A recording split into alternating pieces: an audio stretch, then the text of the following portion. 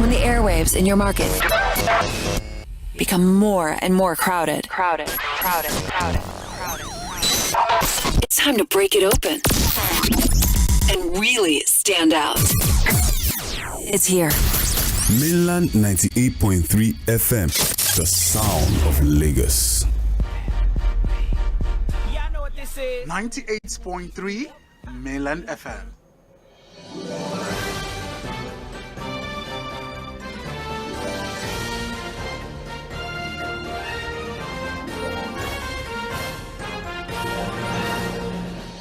Good morning to you and yours. Happy new month to you. We are in the 6th month of the year 2023.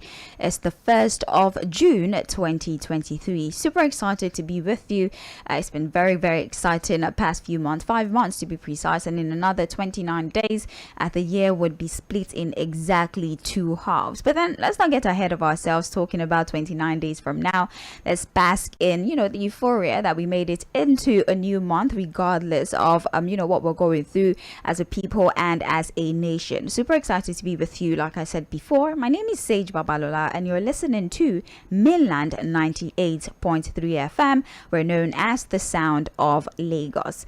I know that it would be extremely insensitive of me to proceed with conversations this morning without acknowledging the realities of the country at the moment, attributed to the sudden rise in the price of petroleum, premium auto spirit, I beg your pardon, popularly known as petrol. It's a very hectic period, especially for business owners, SMEs who have had to make very, should I say, tedious decisions as a result of the increase in fuel prices. Some might even start to consider downsizing. There's some who are going to probably have to minimize their working hours because a majority of them run on PMS and what have you. We have commuters not having a field day because the cost of transportation has gone up significantly.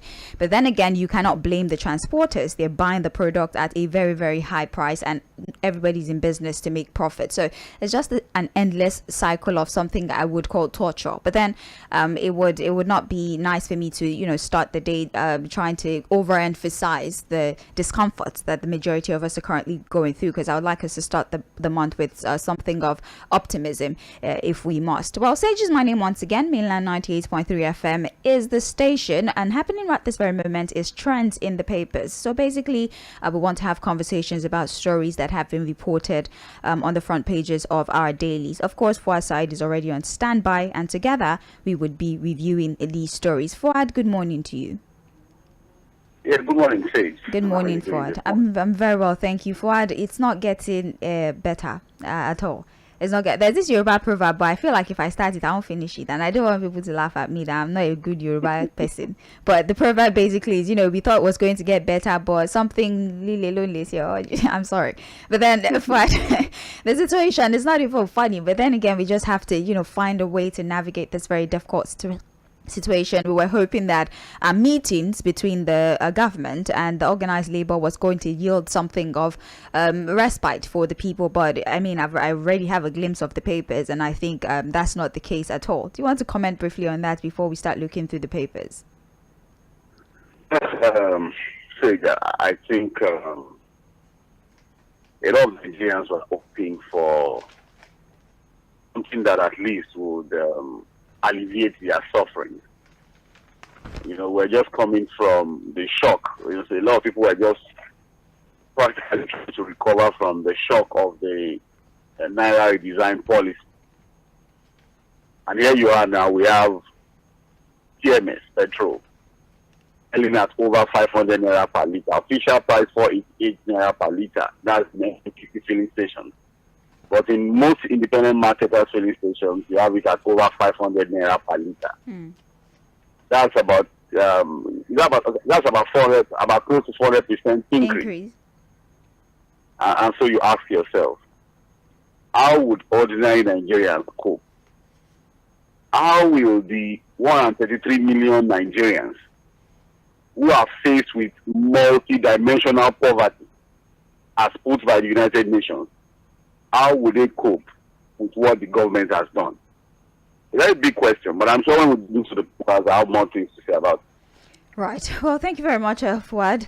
Let's just get through the papers this morning. I really implore us to pay attention so that we're able to get what exactly is fact. Because I know that when people are very emotional, when we're upset about certain things, sometimes it just the way we process information is different. So I'm going to do the best I can to make sure that we provide facts so that you're able to put your contributions together when we finally decide to open the phone lines. Okay. So let's start today's conversation with the Guardian newspaper. The front page story, well, as expected, we're talking about the fuel subsidy removal, poses about $800 million palliative, Labour's next move as Nigerians brace for hyperinflation. And something that the Guardian has done is give us, should I say, a graphical representation of inflation over the years under different leaders, Olusegun Obasanjo, and the late Umar Musa Yar'Adua, former President Goodluck Jonathan, former President Muhammadu Buhari, and the current President Bola Ahmed Tinubu. And they also gave us the price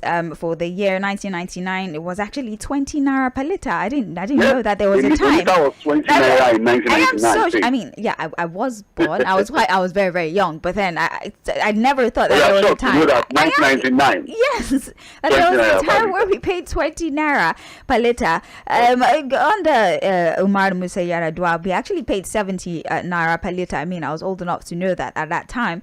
Under Goodluck Jonathan, there was a time we paid about 125 naira per liter. Under former president, Muhammadu Buhari, we paid 145, we paid 165, we paid 184, and now we're paying 488 naira. This is under 72 hours to the entry of the new administration, or the Tinubu-led administration. But I'm just trying to give you a glimpse of what the graph looks like if you have a copy, but if you don't, not to worry, we'll talk about it. So let's look at the body of the story so we can talk. We have riders to this. Federal government, Labour talks deadlock. Alake, consultations adjourned to later date. APC governors back Tinubu. Logistics, palliative framework missing. NMDPRA silent on grey areas. NECA cautions government, says approach could trigger fresh economic crisis. Your aides speaking in discordant tunes. Be transparent with Nigerians, Faroumbi tells Tinubu. Now, less than 24 hours after President Bola Tinubu insisted that subsidy removal was not immediate, the Nigeria National Petroleum Company Limited, NNPCL, yesterday hiked the pump price of premium motor spirit over 500 naira per liter. However, price fixing seems to have taken the backdrop of the subsidy removal, reflecting the monopolistic state of the market. Fuad, I want us to review the first paragraph, and I'm so glad that it was put together like this. Operative word here, at least for me, monopolistic state of the market. That's one aspect to it. And then also the fact that less than 72 hours, again, NNPCL went on ahead to put forward a price template. And in their defense, they're saying it's reflecting the current realities of the market. And a lot of people are quite shocked that, we're not expecting that you would just immediately put out a different price template. In some states, they're paying as much as 1,200 in their Ebonyi state, I believe, although that might not be the doing of NNPC. But if NNPC sells at a price above 500, just when you think about, private depots, just know that they're going to sell for double the price. So what? First things first, what do you think about the decision of NNPCL to put forward a price template, right here in the faces of Nigerians whilst they're still complaining? And then, the fact that the Guardian highlighted the monopolistic state of the market and how this has unveiled that as long as we have one person running the oil sector, things like this would continue to happen. Well, see, there's no way the NNPC would have released those pricing without consultation with the president. I think it was yesterday that the GMB of NNPC met with the president, and I'm sure they must have gotten a memo that, look, no more subsidy, fix the prices to reflect the realities of the market, minus subsidy. So that's what we are saying. So if anybody is being economical with the truth or trying to paint white for Nigerians, I think the person should just desist from me. The reality is that there's no more subsidy according to them, and that's why we have this new price regime. This morning, I will be performing my job as a member of the fourth estate of the realm, which is the media. And I like the fact that those I call the fifth estate of the realm, if there's any word like that, that is the organized labor, civil society organizations are already meeting with government. And as we speak, the meeting is deadlocked. But as a part of the media that is expected to speak for the voice, that is expected to be the voice of the voiceless, I will do that this morning. And I will do that with all sense of responsibility. Again, as a member of the fourth estate of the realm, I'll also be speaking for 133 million Nigerians who already live below the poverty line, who, according to the United Nations of Nigeria, are faced with multi-dimensional poverty. I'll speak for them this morning. For those who are above the ladder, who think they will be able to cope, who think there's a way out of this, I may not be speaking their minds this morning. Apologies to them. The reality of what the government has done in the last 72 hours is to show ordinary Nigerians that in fact they don't matter. That as long as they can cope, as long as their families can cope, as long as their business cronies can cope, as long as their political associates can cope, ordinary Nigerians, who I say again, are already faced with multi-dimensional poverty, do not really matter, no matter what happens to them. And I explain this in this way. I the Ori, we need to ask ourselves, what exactly, from the writers you read now, Daily Alake is saying consultations are ongoing. Yeah. We cannot consult before taking a decision. Who takes a decision and then starts to consult? Which economic team did the new president sit with? Where were the stakeholders that he sat with before taking this decision? Why not involve labor? Why not engage stakeholders in the industry? Why not engage civil society to first have a proper idea of doing these things before jumping into taking a decision like this? Again, say you must understand something.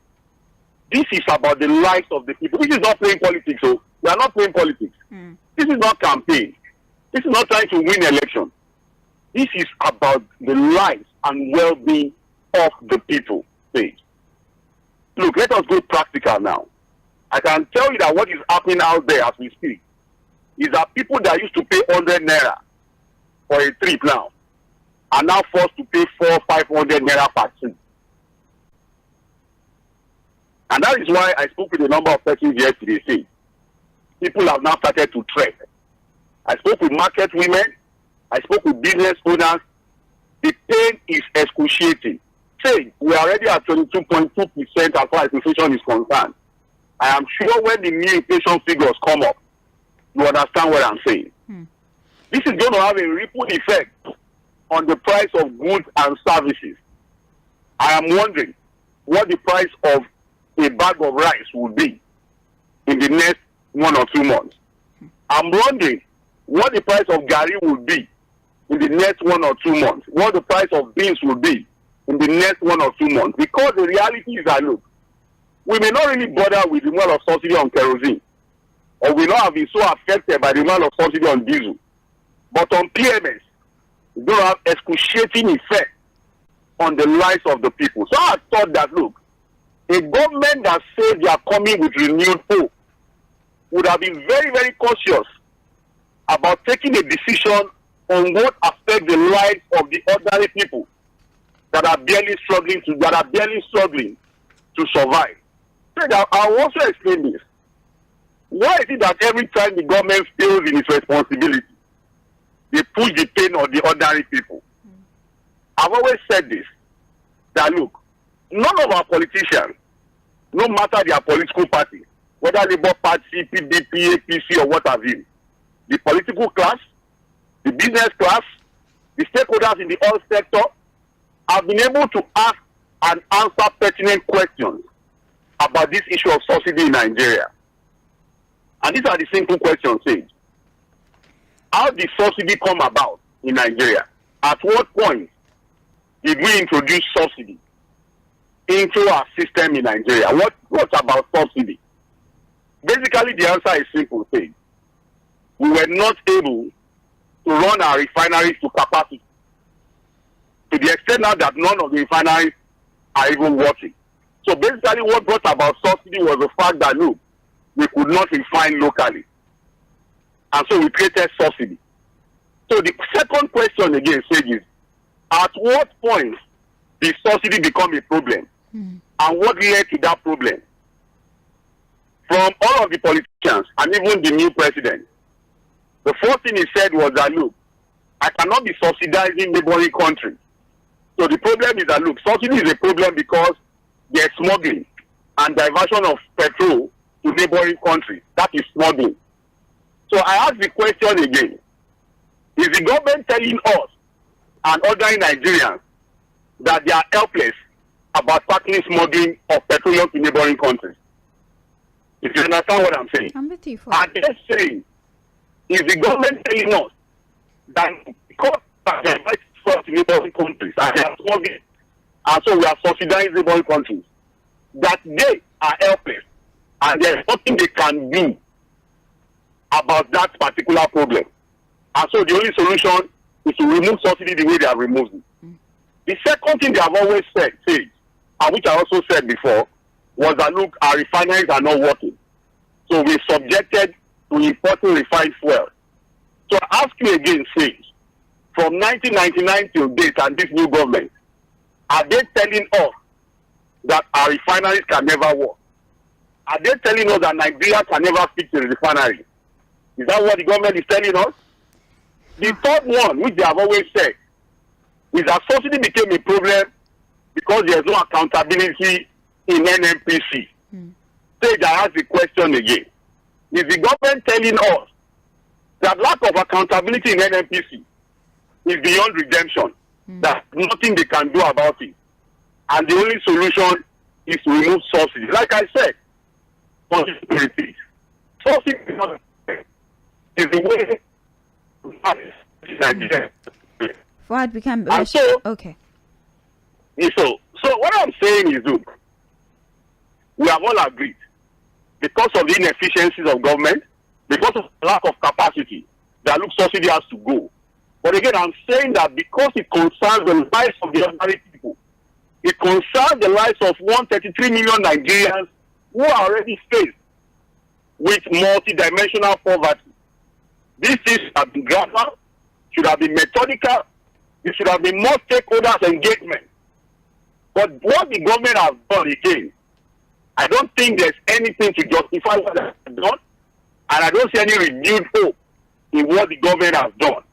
As I speak to you, more Nigerians are going to go below the poverty line, more Nigerians will lose their job, inflation will go up, because of goods and services are going to go up, and it may take decades for us to recover from what the government has done. Fuad, it's quite unfortunate because I mean, just like you have said, one would have thought that some sort of critical stakeholder meeting would have preceded the decision to just suddenly remove fuel subsidy, at least so that these unions could they could familiarize themselves with the system or the template or the structure that the government was going to use. Because of how the market is, one would have, like you said, expected that certain plans would have been put in place, because we react very, very quickly to certain changes. We panic a lot, and because of that, the volatility of the market has continued to increase. And look at the condition we're in right now. In fact, the vice president of IPMAN, Abubakar Shetima, says that he's unclear if his members would now have to start sourcing for foreign exchange to import the product, while admitting that although tankers are lined up at the depot in Lagos to load products,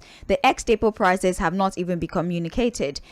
Instead of market forces to determine the price, the pricing template announced by the NNPC points to a continuation of price setting, monopoly, and usurping of the power of the Nigerian Midstream Petroleum Regulatory Authority, which is the NMDPRA. Fuad, there have been many conversations about deregulation of this sector, but now the argument, IPMAN is arguing that you're, in one breath saying deregulation, and then you're putting forward a price template. So it's just contradictory. It doesn't exactly work, and these are some of the consequences of the decision that the NNPC has made in the last 72 hours. In fact, people are also calling out the NMDPRA as the body that is mostly tasked with the responsibility of regulating activities in the downstream subsector of the Nigeria economy. They have been very, very quiet on the matter. Why is it that you're not saying anything? Why are we having so many people saying so many things, and it's difficult to even put these conversations together and come up with a clear solution? The relevant authorities are too quiet. That is another thing that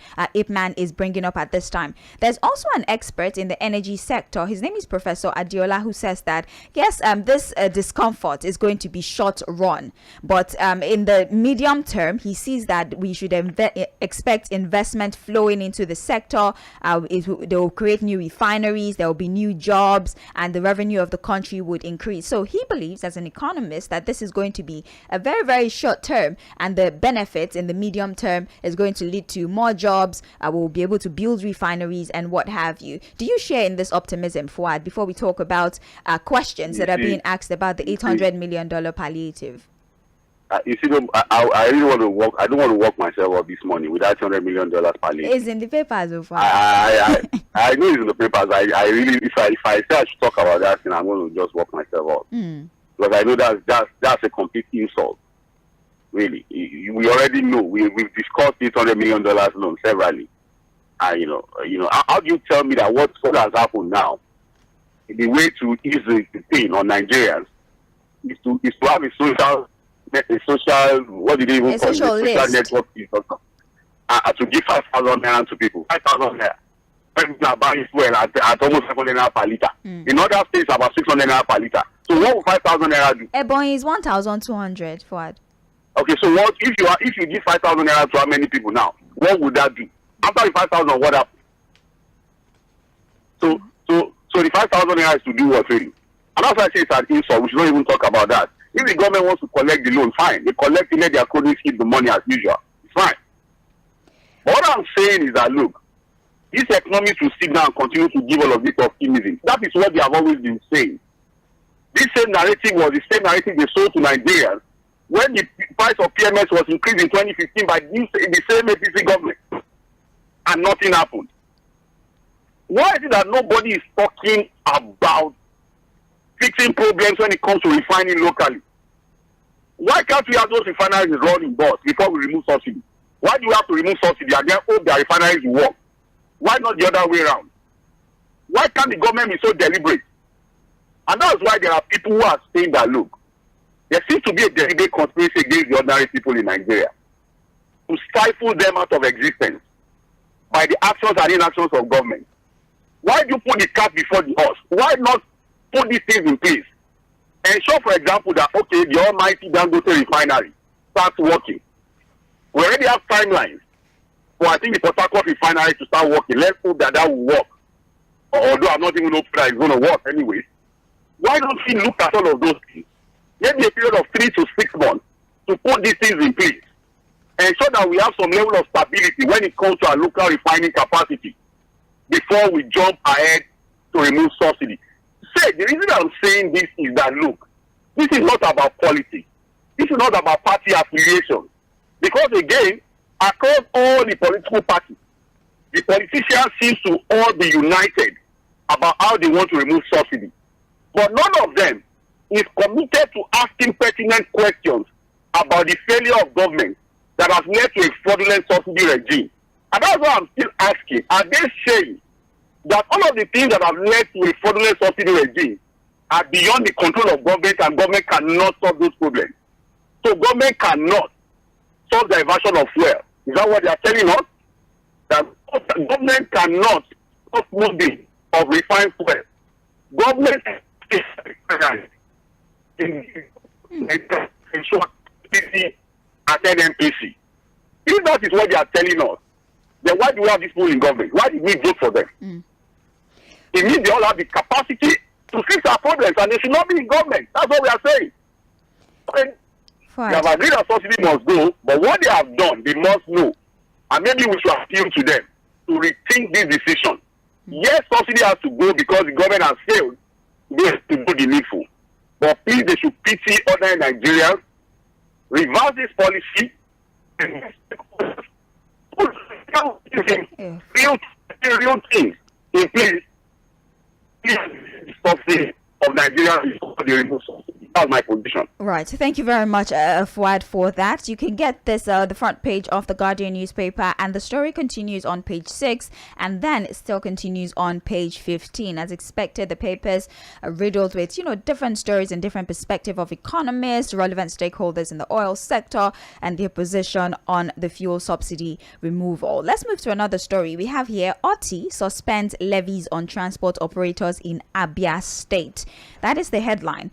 All of transport levies payable to Abia State government, which are imposed on tricycles, that's keke, buses, taxis, and other commercial vehicles in the state, were yesterday suspended with immediate effect by Governor Alex Oti.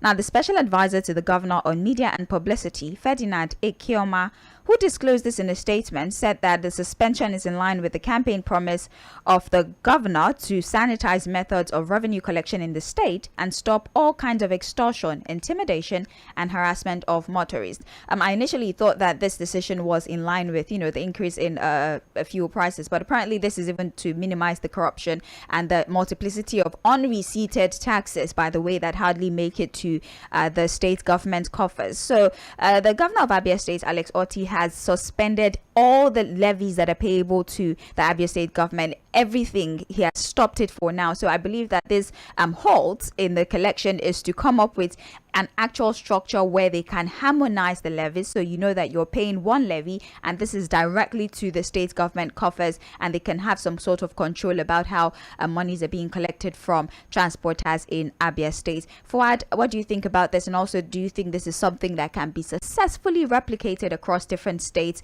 And I'm very particular about Lagos State. I think Lagos should just learn from this. Because if there's a state where there's multiplicity of all manner of funny levies on public transportation and public transport by non-state actors, it has to be Lagos. It has to be Lagos. And it's also very unfortunate, really, what is happening in Lagos. I like what the new in Abia State is doing. And that's why people are always calling for some of, when it comes to governance. Abia State is one state that has never been lost when it comes to governance from 1999 to today. And I think what Alex Oti is trying to do is to show that, look, there's a breath of fresh air here. And I think, because again, you look at the all manner of levies, all manner of things that are levied on public transportation. Look at Lagos. Ask the average bus driver in Lagos what they pay every day to non-state actors, although who have now been shielded under what is called the Fact Finding Committee. And we say it's a mega city. You see people jumping around, harassing bus drivers, harassing public transporters. And the reason why public transportation is this high is because of this money these boys collect. Because what the driver, I always tell people, honestly, I tell people, this money these agberos collect, it is not the bus drivers that are paying it. It is you and I that pay it. Yeah, of course. People that enter public buses. Because what the drivers will simply do is that whether they collect 10,000 or 100,000 from me daily, it's not my problem. I will just deflect the cost on my passengers.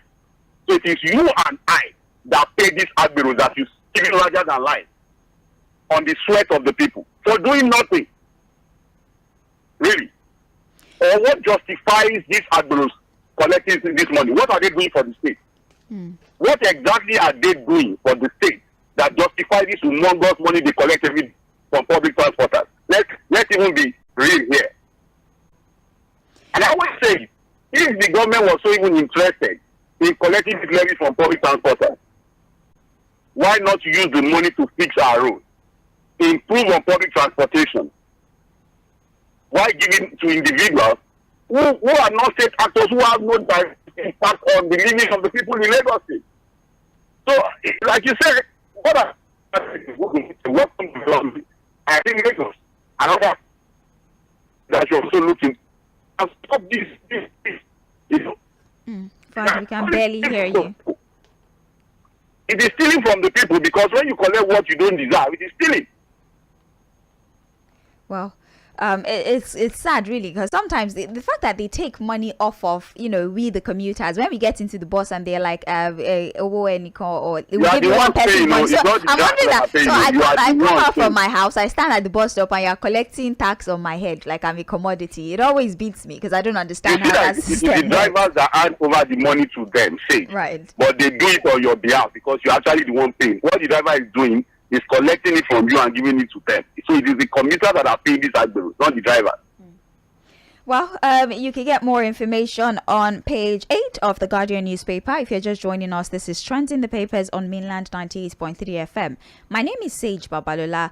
I've been having conversations with Fuhad, Saheed, who's joining me via the phone lines, and we're talking about the stories that have been reported in our dailies. We first spoke about the current state of the nation, attributed to the increase in the pump price of PMS at this time. And now we've also told you about Alex Otti, that's the governor of Abia State, who has decided to suspend levies on transport operators in Abia State. Moving forward, we have here 26% of Nigerians financially literate as Botswana leads Africa. This story is on page 21. So let's look at this. Botswana has been ranked the most financially literate country in Africa, with 52% of its population covered, while Somalia, with 15%, ranks least in the region. Now, according to the Global System for Mobile Communications Association, it's in a presentation, they say that the team is elevating national policy on financial inclusion. Let me just tell you what this ranking is about. Basically, the financial literacy is the ability to make sound financial decisions, acquire necessary knowledge, skills, confidence, and competence to use financial products and services and act in one's best financial interest based on individual economic and social circumstances. So basically, how well a country is able to look at the reality of their economic landscape, the state of their finance, the state of their economy, and they're able to use this information to make the right financial decision that would benefit the country. That's basically what it is for simplification purposes. So Botswana is on top of that list with 52% of its population very well aware of the financial decisions that would benefit the country. Somalia is at 15%, the ranked list. Nigeria is at 26%. Fuad, do you agree with this? Because many might say that, with what is happening right now, the Ministry of Finance and some of the financial decisions that they have made, maybe the 26% that we're being ranked is not something we can consider a lie. Or do you think otherwise? No, again, we have to consider our population. You have to pitch our population against that of Botswana. If you understand what I'm saying. Yes, I'm with you. Again, Nigeria is far, far bigger than most of these countries, maybe times 10 some of these countries. So if you're looking at literacy levels, you may also want to consider our population as against some of these countries. But again, it still also boils down to the level of education, access to education, and all of that. So, but again, I just think that whatever statistics you have there or data you have there, it's just a reflection of the fact that, look, we should do more to begin to educate the people. We should do more to conscientize the people about financial decisions and all of that. But if you look at our population, maybe the reason why we are not on the top of that list. Well, you can get more information on page 21 of the Guardian newspaper. Now, let's look at the story here. No work, no pay. Falana sues federal government over alleged unfair treatment of ASU member. Now, we're talking about the education sector and what has been going on in that sector for years on end. Since I was a child, there's always one disruption or the other. Anyways, human rights lawyer Femi Falana has filed a lawsuit against the federal government over alleged discriminatory, unfair, and illegal treatment of members of the Academic Staff Union of Universities. Now, he's making, because I don't want us to, spend so much time reading verbatim. So basically, he's referencing the fact that if you remember, the federal government made a decision to pay, I think it's called pro rata. You're paid according to how many days you work, right? And then also no work, no pay policy, which was implemented to dissuade organizations and associations from going on strikes or participating in industrial actions. Well, you remember last year there was an 8 months long strike, and after after the strike was called off because of, I think, the court pronouncement that asked that they relax the strike, they've been asking that they be paid for that 8 months. They said they might not have been in classes, but they were carrying out research and they deserve to be paid for it. Well, the federal government says the no work, no pay policy says you don't work, you don't get any money. Now, if you remember, the resident doctors also went on strike and the federal government paid them. That's what Femi Falana is referencing, that the resident doctors went on strike, you paid them, but for some reason, the lecturers are not deserving of the same treatment. Why are you selective? Why do you choose when and where to invoke the no work, no pay policy? What do you think about the position of the senior advocate of Nigeria on the argument? It's good as Femi Falana is approaching the court on this particular matter. Again, I've always thought that, look, the government has not fair to the members of the academic staff union of universities asking on the 8 months long strike. And so, but because we are a country governed by law, I think the best thing is to approach the court to seek redress and see what ASU will be able to get from the court on this particular matter. So remember, I think just yesterday the industrial court ruled that the no work, no pay policy of the government was in order. Yes. But they questioned or they ruled against the idea of IPPIS, Against UTAS. Putting it on the premise of the independence of the universities. That Yes. look, if indeed the universities are supposed to be independent and run independently, then you don't have a right to impose a payment system on them. But I'm sure there are still a lot of questions about that particular ruling, because again, you have to ask yourself, are universities truly independent? Because the funding still comes from government. Right. If you understand what I'm saying. Right. And that might be the reason why the government thinks, look, if I fund you and I'm the one paying your salary, I have to decide how I pay you. You can't tell me how to pay you. So there are still questions on the independence of our university that we need to answer and clarify. But it is what it is. The industrial court has ruled that the new work no pay is in order.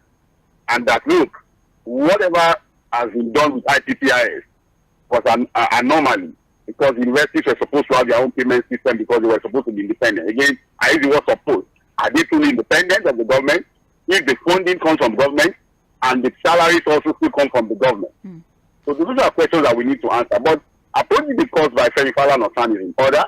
And we have to wait to see what the courts will say about it. Yes, let's wait and see what happens. I just really hope that this doesn't cause another issue in the education system. We cannot afford another strike, because the quality of students that are coming out of universities right now is really nothing to write home about. And you can't blame them.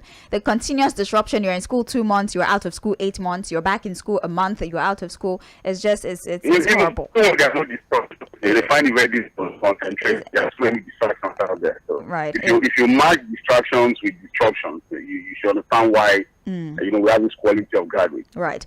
Page 3 of the Guardian newspaper is where you find more information. The last story on the front page: panic in Lagos community over fuel leakage, broken pipeline. Maybe more attention will be paid to this on community platform on Wednesday. But then let's just look at it very briefly now. At the time where the nation is grappling with fuel scarcity occasioned by subsidy removal, residents of Akamo Street in the Ijegun area of Lagos State and its environs are in panic over the leakage of Nigeria National Petroleum Company Limited pipeline in the area. They are worried that the worst might happen. So apparently there's a pipe leakage. They've been accused multiple times in that area of Lagos State of vandalism, that they deliberately break the pipeline so that they can, steal PMS. But this time around, they are assuring the government, as they're calling for help, that this is not work of their hand. They did not vandalize the pipelines. The pipelines are old and PMS keeps leaking into the community, and they're scared that one of these days an inferno might eventually happen. Fuhad, if you can comment very briefly so we move to the next paper. Well, I think the authorities should just go and look into this to be needful to protect lives and properties of the people around that area. There are a lot of pipelines running in different areas around the Jegun because of the tank farms and all of that. So it's just for the authorities to do the needful. If there's a leaking pipe, if there's a leaking pipeline somewhere, you should just quickly go and do the needful. Right. That's what I would say. Right. Well, that's it for the Guardian newspaper. This is still trends in the papers on Mainland 98.3 FM. But the Nation newspaper is what we're reviewing next. I beg your pardon. The stories are quite similar. NNPCL fixes 488 naira to 557 naira per litre petrol price template. The riders to this price to fluctuate in accordance with market forces. NLC TUC demand return to old price. Government negotiation continues. We've spoken about this extensively.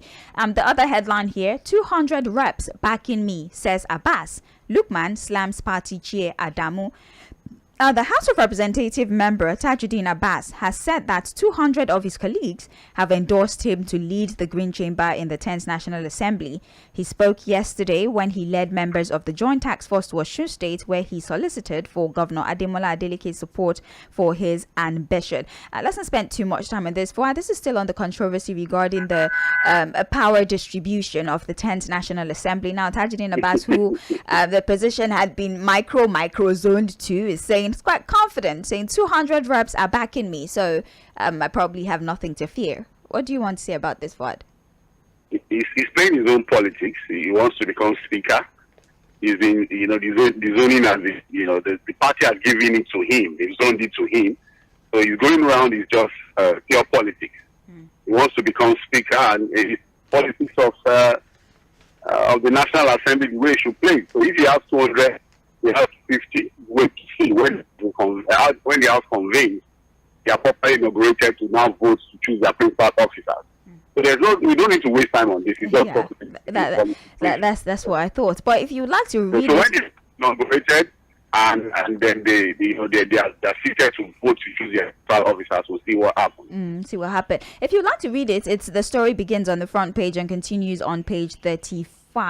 So we have one here. Hearing in Labour Party Obi petitions stalled. PDP forges ahead. This is a follow-up story on the myriad of litigations that has trailed the emergence of President Bola Tinubu, the standard bearer of the Labour Party, Peter Obi, and of course even the PDP, and I think the two other parties. Apparently the cases have been adjourned. That's pretty much that's the center of the story. The court has fixed further hearing for 9 a.m. and allotted 4 hours to them. So they've sought an adjournment till today. I believe that's today, the 1st of June. So the hearing is going to continue.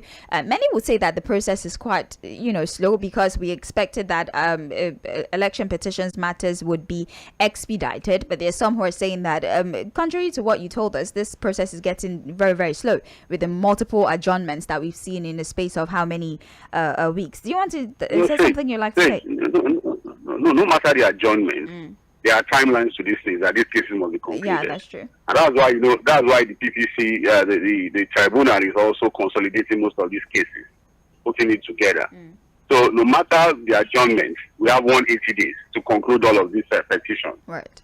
At the tribunal level. So it's just in order, but there are timelines guiding the tribunal. So and I'm sure they're going to stick with that guideline, because that's what the law says. Hopefully, well, I don't want to be a pessimist, but then, I mean, what has history told us about it's what the law says. There are timelines, and obeying the law? Well, again, let's wait and see. I mean, I'm with you 100%. Let's wait and see. It is the court, so if the court don't obey the law, what are we then left with? Yeah, that's why I said. I'm sure we'll conclude these cases in 180 days. I'm 100% sure about it. All right. Well, the papers will definitely provide us with more information.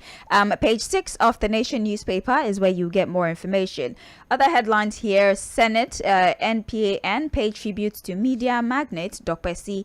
We still send our condolences to his family and pretty much everyone affected, which involves everybody in the media, because he's something of an enigma.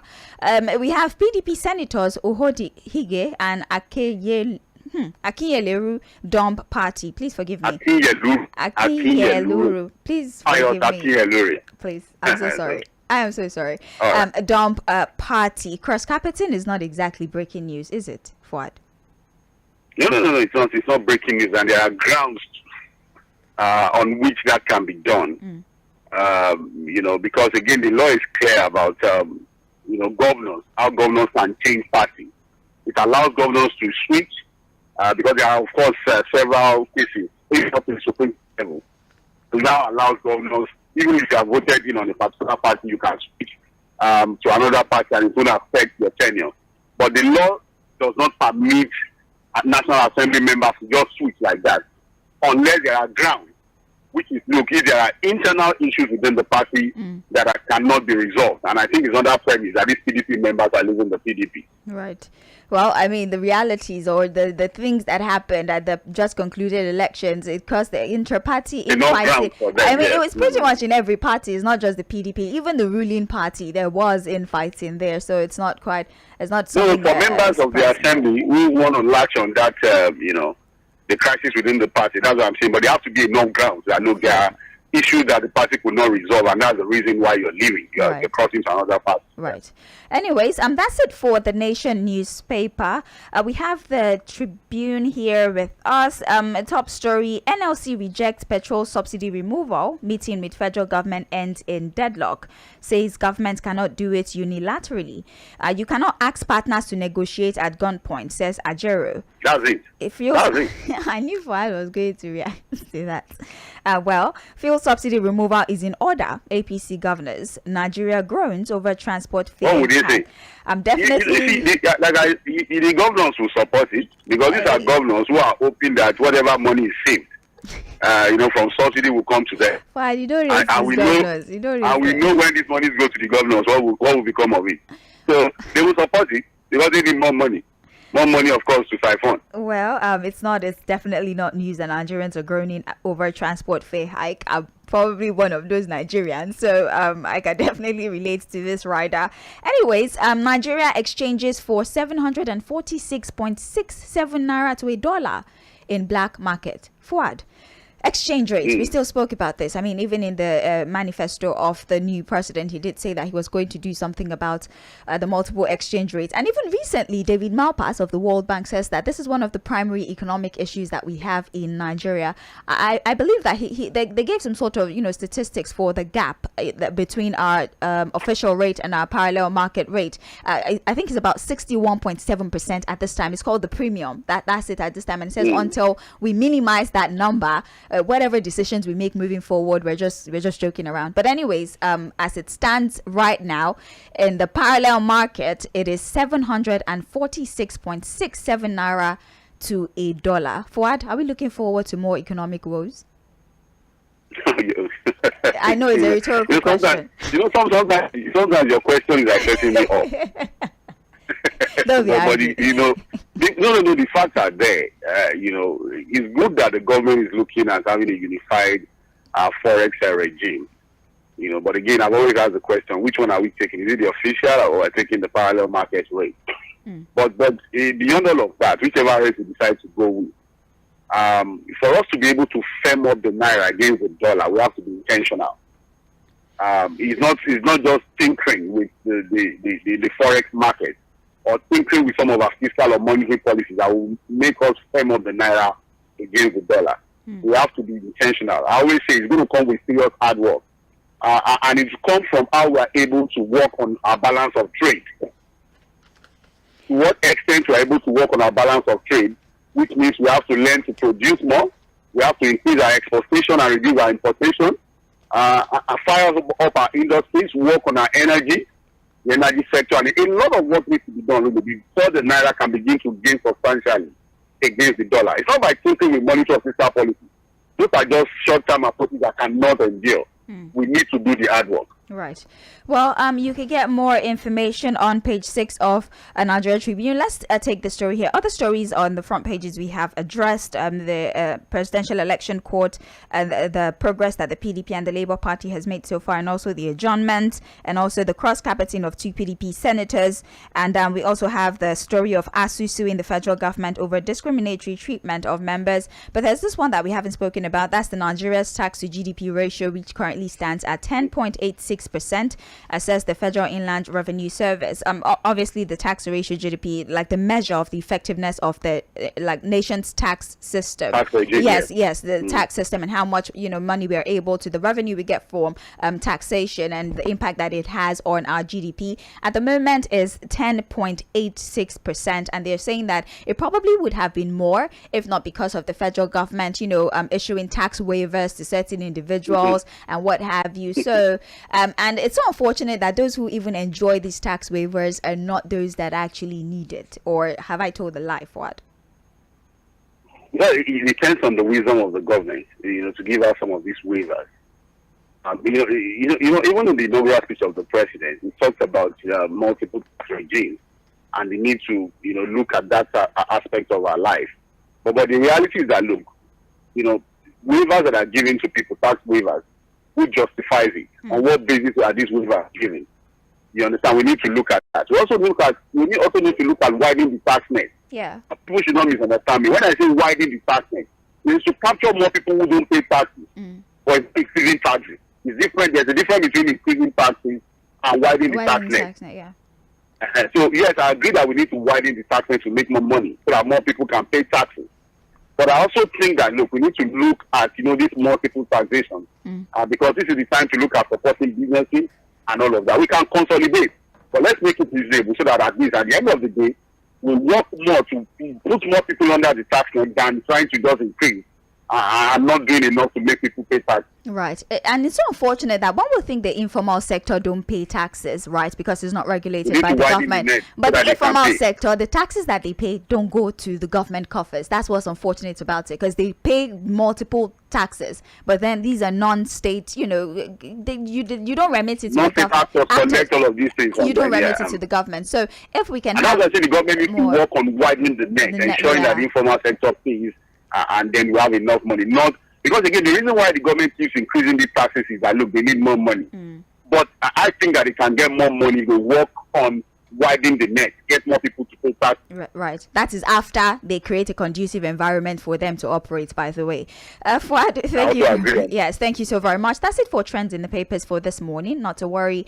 8:40, we will be back for Mainland Focus. It's Open Mic Thursday. That means that you can bring up any story you like and have us address us this morning on radio. Don't go anywhere. Mainland 98.3 FM, the sound of Lagos.